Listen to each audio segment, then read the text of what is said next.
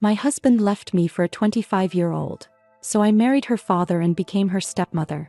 If you're just tuning in, please don't forget to hit the subscribe button and turn on the notification bell. And please show us some love with a like. And comment below to let us know where you're tuning in from. We'd love to hear from all over the world. The champagne glass slipped from trembling fingers, crystal fragments dancing across marble floors like scattered dreams. Through the crack in the bedroom door, she watched her world crumble in real time. Jude, her husband of 15 years, pressed his lips against smooth caramel skin that belonged to someone young enough to be their daughter. "God, Lena, you make me feel alive again," he whispered, his hands exploring territory that once belonged exclusively to his wife. The woman behind the door pressed her palm against her mouth, stifling the scream that threatened to tear through her throat. Tessa Reynolds had suspected something was wrong for months. The late nights, mysterious phone calls, and sudden interest in fitness had painted a picture she refused to acknowledge. But seeing it, feeling the betrayal burn through her chest like acid, made denial impossible. Lena giggled, a sound that cut through Tessa's heart like broken glass. "What about your wife? What's her name again?" "Tessa." Jude's laugh was cruel, dismissive. "What about her? She's 42, stuck in routines, boring as hell. You're everything she's not. Young, exciting, spontaneous. 25 years of marriage, 2 children, countless sacrifices, reduced to boring." Tessa's vision blurred with tears that burned like fire. Her successful accounting firm, the family she'd built, the dreams they'd shared, all meaningless compared to youthful curves and naive laughter. She backed away slowly, each step echoing in her mind like thunder. The hardwood floors she'd chosen, the paint colors she'd agonized over, the home she'd created with love, all of it felt foreign now, tainted by betrayal's poison. In the kitchen, Tessa's reflection stared back from the window. Still beautiful, still strong, but somehow diminished. She touched her wedding ring, the diamond catching light like trapped tears. Tomorrow everything would change. Tonight, she planned her resurrection from the ashes of her marriage. Morning light streamed through silk curtains as Tessa sat at the breakfast table, her coffee growing cold. She'd spent the night researching, planning, preparing for war. The divorce papers lay neatly beside her plate, each page a declaration of independence from 15 years of lies. Jude stumbled downstairs, his guilty conscience written across his face like a roadmap to hell. He kissed her forehead absently, the same lips that had whispered sweet lies to another woman just hours before. "You're up early, baby," he mumbled, reaching for the newspaper. "We need to talk." Tessa's voice was steady as stone, betraying none of the hurricane raging inside her chest. Something in her tone made him freeze. His dark eyes met hers and she saw the exact moment fear crept in. Good. Let him squirm like the worm he'd become. Talk about what? His attempt at innocence was pathetic, insulting her intelligence one final time. About Lena. The name dropped between them like a bomb, exploding the pretense into smithereens. Jude's face drained of color, his newspaper falling to the floor like his facade. "Tessa, I can explain." "No need." She slid the divorce papers across the mahogany table they'd bought together in happier times. "I saw everything. Every kiss, every touch, every lie you whispered to her about how boring I am." His hands shook as he picked up the documents, scanning the legalese that would end their marriage. "This is crazy. We can work through this. Couples therapy, counseling." "Couples therapy?" Tessa's laugh was sharp enough to cut diamonds. "You want to discuss rebuilding trust with the same mouth that was sucking on a 25-year-old's tongue?" The vulgar truth hung in the air like smoke, choking them both. Jude flinched as if she'd slapped him, which she was seriously considering. "She means nothing to me. It was just what? Just sex. Just fun. Just a way to feel young again while your boring wife paid the bills and raised your children." Tessa's private investigator, a sharp-eyed woman named Detective Rivera, sat across from her in the downtown office, manila folders spread between them like evidence at a crime scene. The photos were damning. Jude and Lena at restaurants, hotels, even the family cabin Tessa thought was their sacred space. "Your husband's been sloppy," Rivera said, her voice professionally detached. No attempt to hide the affair. "They've been together for 8 months. 8 months. Tessa's stomach churned, remembering their anniversary dinner just 6 months ago. How attentive Jude had seemed, how guilty he must have felt. Or maybe he hadn't felt anything at all. What about her? Tessa asked, studying a photo of Lena laughing at some restaurant, her youth radiating from the image like heat from a fire. Lena Mitchell, 25, works at that new marketing firm downtown. Parents divorced when she was 12. Raised by her father, Robert Mitchell. The name triggered something in Tessa's memory. Robert Mitchell. Why does that sound familiar? Rivera flipped through her notes. He's a prominent real estate developer. Widowed 5 years ago. His ex-wife, Lena's mother, remarried and moved to Atlanta. From what I can gather, Lena has daddy issues. Of course she did. Tessa studied the photos more carefully, seeing past the surface beauty to something desperate underneath. This girl was looking for a father figure, and Jude, weak, pathetic Jude, was happy to play the role. Tell me about Robert Mitchell. Successful, wealthy, 58 years old. Lost his wife to cancer. Devoted himself to business after that. Lena's his only child, and from what I can tell, he spoils her rotten. An idea began forming in Tessa's mind, dangerous and delicious. If Lena wanted to play games with married men, perhaps it was time she learned about consequences. And if Robert Mitchell was the devoted father Rivera described, he might be very interested to learn about his precious daughter's extracurricular activities. I want to meet him, Tessa said, her voice steady despite the chaos brewing in her thoughts. Rivera raised an eyebrow. The father? What are you planning? The charity gala buzzed with the city's elite, champagne glasses clinking like wind chimes in the opulent ballroom. Tessa had chosen her outfit carefully. A midnight blue dress that hugged her curves perfectly, diamond earrings that caught the light with every movement. She looked devastating, and she knew it. Robert Mitchell stood near the auction tables, his presence commanding even in a room full of powerful people. He was handsome in a distinguished way. Silver hair, strong jawline, eyes that held depths of experience and pain. Nothing like the immature boy toy Jude had become. Mr. Mitchell? Tessa approached with the confidence of a woman who'd built her own empire. I'm Tessa Reynolds. I believe our children know each other. His smile was warm, genuine. Mrs. Reynolds, pleasure to meet you. Our children? I'm afraid I'm drawing a blank. Your daughter Lena is close with my husband Jude. The words dripped with carefully controlled venom.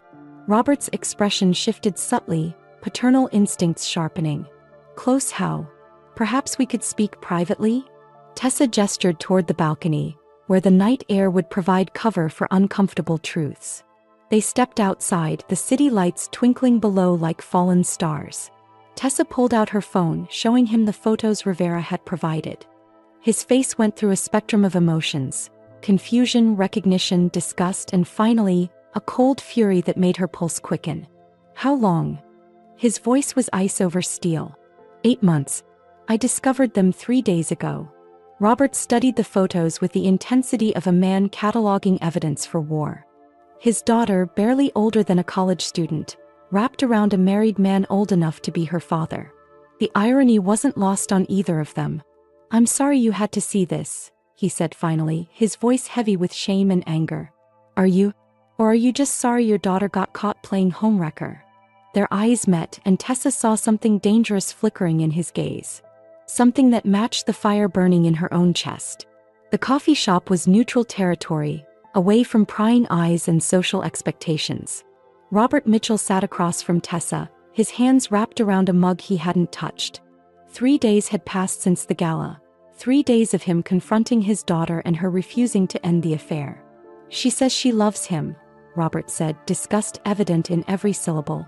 Says he's going to leave you for her. Tessa's laugh was bitter as black coffee. Is he now? How generous of my husband to make promises with assets he doesn't own. I've tried reasoning with her, threatening to cut off her trust fund, even offered to send her to Europe for a year. Nothing works. She's convinced this is some grand love story instead of what it really is. A middle-aged man having a crisis with a girl young enough to be his daughter. The parallel wasn't lost on either of them. Here they sat, 2 parents watching their family destruction unfold, both betrayed by people they'd loved unconditionally. What if we gave them what they think they want? Tessa asked, her voice dangerously soft. Robert's eyes sharpened. What do you mean? They want to play house. Let them. But they'll do it without the safety nets we've provided. No money from you, no assets from me. Let's see how deep their love runs when reality hits. You're talking about cutting them off completely. I'm talking about consequences. Your daughter is destroying a marriage, breaking up a family with children. My husband is throwing away 15 years for someone who could be our child. They both need to learn that actions have prices. Robert leaned back, studying her with new interest. There was something calculating in his gaze, something that made her pulse quicken with anticipation. And what do we get out of this arrangement? Tessa smiled, the expression sharp enough to cut glass. We get to watch them crash and burn together. And maybe, we get to rebuild something better from the ashes. The unspoken understanding passed between them like electricity. This wasn't just about punishment anymore. This was about resurrection. The restaurant was intimate, candlelit, the kind of place where secrets were shared over expensive wine. Tessa had suggested it, had chosen her outfit with the precision of a military strategist. Robert Mitchell was attractive, successful, and most importantly, he understood betrayal in ways Jude never could. I never thanked you properly, she said, allowing her fingers to brush his across the white tablecloth, for standing with me against them. Robert's eyes darkened at the contact. We're both victims here, Tessa. It's only natural we'd support each other. Is that what this is? Support. Her voice dropped to a whisper that made him lean closer, made him notice the way her perfume mixed with the wine to create something intoxicating. What else would it be? He smiled, slow and dangerous. I think you know. The tension between them had been building for weeks. Stolen glances during their strategy sessions, hands that lingered too long during chance encounters, conversations that danced around the edges of something explosive. This is complicated, Robert said, but his thumb traced circles on her wrist that suggested he didn't care about complications. Everything worthwhile is complicated. Tessa's dress had ridden up slightly, revealing enough thigh to make his breath catch. Our children certainly don't seem concerned with complications. They're children playing with fire. And what are we? Robert's grip on her hand tightened. We're adults who know exactly what fire can do. The challenge hung between them like a dare. Tessa leaned closer, close enough that he could see the flecks of gold in her brown eyes, close enough to smell the champagne on her lips. Then maybe it's time we played with matches. When his lips met hers, it was nothing like the desperate groping she'd witnessed between Jude and Lena. This was controlled fire, deliberate and consuming. This was two damaged people finding solace in shared destruction. Your place or mine, she whispered against his mouth. Mine, he growled. I want you in my bed. The penthouse apartment was a testament to Robert's success. Floor-to-ceiling windows overlooking the city, modern art that cost more than most people's homes, furniture that whispered luxury with every curve. Tessa moved through the space like she belonged there, her confidence intoxicating. Drink? Robert asked, his voice rougher than usual. Wine. Something expensive. She settled onto his leather sofa, her dress riding up to reveal long, toned legs that made his mouth go dry. He poured 2 glasses of wine that cost more than Jude spent on his pathetic affair dates, his hands steadier than he felt. When he turned back, Tessa was studying him with an intensity that made his pulse race. To new beginnings, she said, raising her glass. To making them pay, he countered, and they drank to their shared vengeance. The wine was good, but the company was intoxicating. They talked about business, about their children, about the betrayals that had brought them together. With each glass, the distance between them shrank until her hand was on his thigh, until his fingers were tracing the line of her collarbone.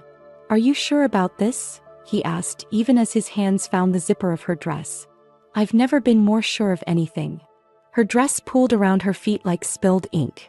They want to destroy our families. Let's show them what real destruction looks like. When he lifted her, carrying her toward his bedroom, Tessa caught sight of their reflection in the hallway mirror. They looked dangerous together, like 2 predators who'd found the perfect hunting partner. The bedroom was masculine, dominated by a king-sized bed that promised sin and salvation in equal measure. When Robert laid her down, his touch was reverent, hungry, nothing like the detached affection she'd grown accustomed to. You're beautiful, he whispered, his lips trailing fire down her throat. Show me, she demanded, arching against him with a desperation that surprised them both. This wasn't just about revenge anymore. This was about reclaiming power, about proving they were still vital, still desirable, still worth more than their cheating partners had ever appreciated. Sunlight streamed through silk curtains, painting golden patterns across tangled sheets and satisfied bodies. Tessa woke in Robert's arms, her body humming with the memory of a night that had exceeded every expectation. This wasn't the desperate fumbling of middle-aged desperation. This was two powerful people claiming what they deserved. "Good morning." Robert's voice was rough with sleep and satisfaction. "Is it?" She traced patterns on his chest, marveling at how right this felt. "I should feel guilty. But you don't. Not even a little." She propped herself up on one elbow, studying his face in the morning light. "Does that make me a terrible person? It makes you human. They started this war, Tessa. We're just fighting back with better weapons." His phone buzzed on the nightstand, a text from Lena demanding money for a weekend getaway with her married lover. Robert showed Tessa the message, his jaw tightening with renewed anger. "Perfect timing," Tessa said, a plan crystallizing in her mind. "Text her back. Tell her you want to meet for lunch today. You have something important to discuss." "What are you thinking?" Tessa's smile was sharp as a blade. "I'm thinking it's time for phase 2. They want to play happy family? Let's give them a family reunion they'll never forget." She reached for her own phone, scrolling to Jude's number.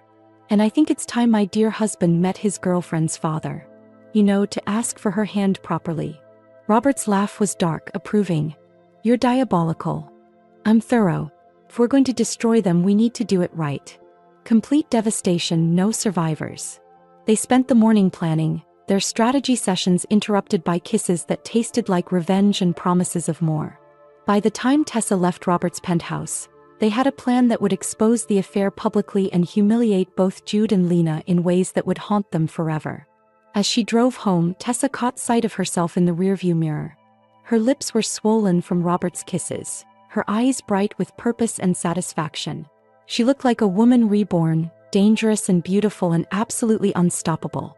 The upscale restaurant hummed with afternoon conversation as Lena Mitchell sat across from her father, her manicured nails drumming impatiently against the white tablecloth. She'd expected another lecture about her relationship with Jude, another futile attempt to control her life. "Daddy, if this is about Jude again." "It's about respect," Robert interrupted, his voice carrying an edge that made her squirm. "Something you seem to have forgotten."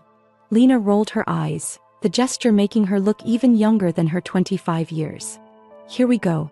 The same speech about family honor and reputation. I'm an adult, Daddy. I can date whoever I want. Even married men? He's getting divorced. We're in love." Robert's laugh was cold enough to freeze champagne. "Love? Is that what you call destroying a 15-year marriage? Breaking up a family with children? Those kids are practically adults and his wife doesn't understand him. She's boring, stuck in the past. Jude needs someone who appreciates him." The dismissive way she spoke about Tessa made Robert's blood boil. His daughter had become someone he didn't recognize. Selfish, entitled, cruel. "I want you to meet someone," he said, signaling the waiter.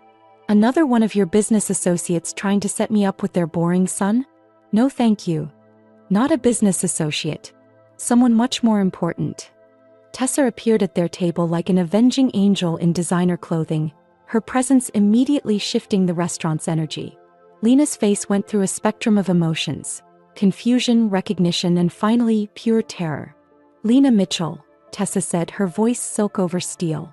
"The homewrecker. How lovely to finally meet you properly." Lena's mouth opened and closed like a fish gasping for air. What is she doing here?" "Sitting down, apparently." Tessa settled into the chair beside Robert, her proximity to him clearly intimate. "Your father and I have become quite close lately." The implications hit Lena like a physical blow. Her eyes darted between them, seeing the satisfied smiles, the casual way Robert's hand rested on Tessa's arm, the undeniable chemistry crackling between them. "No," she whispered, her face draining of color. "This isn't happening." The private dining room at the country club was elegant, exclusive, the kind of place where the city's power brokers made deals that shaped lives. Jude sat uncomfortably in his chair, still confused about why Robert Mitchell had insisted on this meeting. "I appreciate you coming," Robert said, his tone cordial but somehow threatening. "I thought it was time we discussed our children's relationship properly." Jude shifted nervously. He'd expected an angry father, maybe threats or demands to end the affair. Instead, Robert seemed almost amused. Sir, I want you to know my intentions toward Lena are completely honorable. I'm divorcing my wife and I plan to marry your daughter. Are you? Robert's smile was sharp enough to cut glass. How fascinating. And what makes you think you're worthy of my daughter? The question hung in the air like a challenge. Jude straightened, trying to project confidence he didn't feel. I love her. I can provide for her, give her everything she deserves. Everything she deserves. Robert repeated the words like he was tasting something bitter. Tell me, Jude, what exactly do you think my daughter deserves? Before Jude could answer, the dining room door opened. Tessa walked in, radiant in a way that made Jude's breath catch. He looked different. Confident, powerful, dangerously beautiful. Tessa, what are you doing here? She smiled, settling into the chair beside Robert with an intimacy that made Jude's stomach clench. I'm here with my fiancé, darling. The word hit Jude like a physical blow. Fiancé. Robert reached into his jacket, producing a small velvet box that he placed on the table with deliberate ceremony. I asked Tessa to marry me this morning. She said yes. Jude stared at the engagement ring, a diamond so large it seemed to mock his pathetic attempts at romance. This is insane. You barely know each other. We know each other well enough, Tessa said, her hand finding Robert's. Sometimes when you meet the right person you just know. But we were married for 15 years. Were we? Or were you just using me as a placeholder until something younger and more exciting came along? The truth of her words hit him like a slap. Jude looked between them, seeing the satisfaction in their eyes, the way they fit together like pieces of a puzzle he'd never been able to complete. This is revenge, he whispered. This is justice, Robert corrected. 6 months later, the cathedral was packed with the city's elite, all witness to what society pages would call the wedding of the decade. Tessa walked down the aisle in ivory silk that cost more than Jude's car, her beauty radiating confidence and triumph. In the front row, Lena sat beside Jude, both looking like they'd swallowed poison. The affair that had seemed so romantic, so exciting, had crumbled under the weight of reality. Without her father's financial support and with Jude's assets frozen in divorce proceedings, their grand love story had become a sordid struggle for survival. Robert waited at the altar, distinguished in his tailored tuxedo, his eyes never leaving his bride. What had started as revenge had evolved into something deeper, something real. They were two wounded souls who'd found healing in each other's arms. Dearly beloved, the minister began, his voice echoing through the sacred space. Tessa barely heard the words. Her focus was on Robert's face, on the promise in his eyes, on the future they were building together. When it came time for vows, Robert's voice was steady, certain. Tessa, you came into my life when I'd given up on happiness. You showed me that sometimes the most beautiful things rise from the ashes of what we thought was lost. I promise to love you, protect you, and stand with you against whatever challenges we face. Her own vows were equally heartfelt, equally loaded with the subtext of their unusual beginning. Robert, you saw me at my lowest point and chose to lift me up instead of walking away. You showed me that revenge is sweet, but love is sweeter. I promise to be your partner, your equal, your greatest supporter. When they kissed, sealing their union, the cathedral erupted in applause. But Tessa's attention was on the front row, where Lena was crying, not tears of joy but tears of absolute defeat. The reception was lavish, over the top, a celebration that would be talked about for years. During the father-daughter dance that would never happen, Tessa caught Lena's eye across the ballroom and smiled. She'd won. Completely, utterly, devastatingly. And it felt absolutely perfect. The penthouse had been redecorated to reflect their combined tastes, Tessa's warmth blending with Robert's sophistication to create something entirely new. They'd been married for 3 months, and every day felt like a small victory against the people who'd tried to destroy them. The doorbell rang during their quiet Sunday morning, interrupting coffee and newspapers and the comfortable intimacy of new marriage. Robert frowned, they weren't expecting anyone. I'll get it, Tessa said, tying her silk robe tighter around her waist. Lena stood in the hallway looking smaller than Tessa remembered. The girl who'd once radiated confidence and entitlement now appeared hollow, desperate, wearing clothes that had seen better days. Is my father home? Lena's voice was barely above a whisper. Your father is home, Tessa said, emphasizing the relationship that now made her Lena's stepmother. But I'm not sure he wants to see you. Please. I need to talk to him. Jude and I, we're broke. We can't pay rent, can't afford food. I made a mistake. The words were music to Tessa's ears, but she kept her expression neutral. What kind of mistake? I chose the wrong man. I destroyed my relationship with my father for someone who... Lena's voice broke. Someone who turned out to be nothing like I thought. Robert appeared behind Tessa, his face stone when he saw his daughter. What do you want, Lena? Daddy, I'm sorry. I'm so sorry for everything. Jude isn't who I thought he was. When the money ran out, when things got hard, he started blaming me for everything. He said I ruined his life, that he gave up everything for a spoiled brat. The irony was delicious. Jude had discovered that young and exciting became young and expensive very quickly. Without Tessa's financial stability and Robert's support, their great love affair had devolved into bitter recriminations and financial stress. And now you want forgiveness?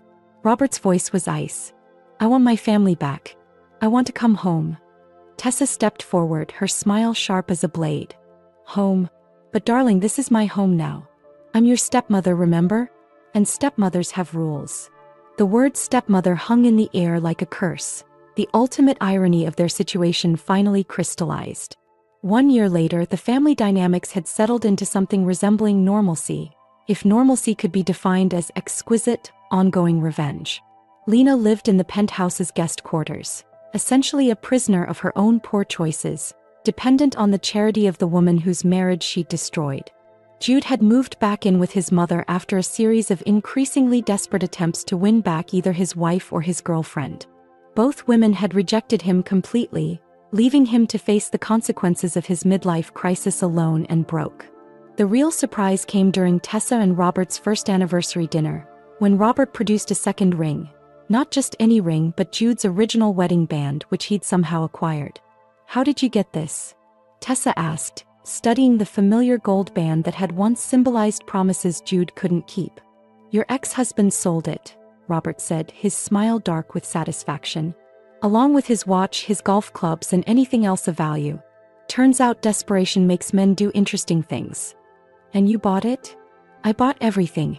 I wanted to make sure he had nothing left of his old life, nothing to remind him of what he threw away. Tessa slipped the ring onto her right hand, next to her wedding band and engagement ring. Perfect. Now I have everything that used to be his, including his father-in-law. They laughed, the sound echoing through their perfect home, their perfect revenge, their perfect marriage built on the ashes of other people's mistakes. From the guest quarters came the sound of Lena crying. Again. She did that a lot lately, mourning the life she'd destroyed for a love that had never been real. Should we check on your daughter? Tessa asked, though they both knew the answer. She's learning, Robert said, pulling his wife closer. Sometimes the hardest lessons are the most valuable. Outside their window, the city sparkled with possibilities, with second chances, with the promise that sometimes revenge really was a dish best served with a side of happily ever after. Tessa Reynolds Mitchell had won everything. The man, the money, the satisfaction of watching her enemies destroy themselves. And in the guest room, her stepdaughter cried herself to sleep, finally understanding that actions have consequences, and some games are too dangerous to play with people who are better at them than you are. Thanks for watching. Give us a like if you like the video and share with us in the comments what you think about this lovely tale. We always enjoy reading your comments.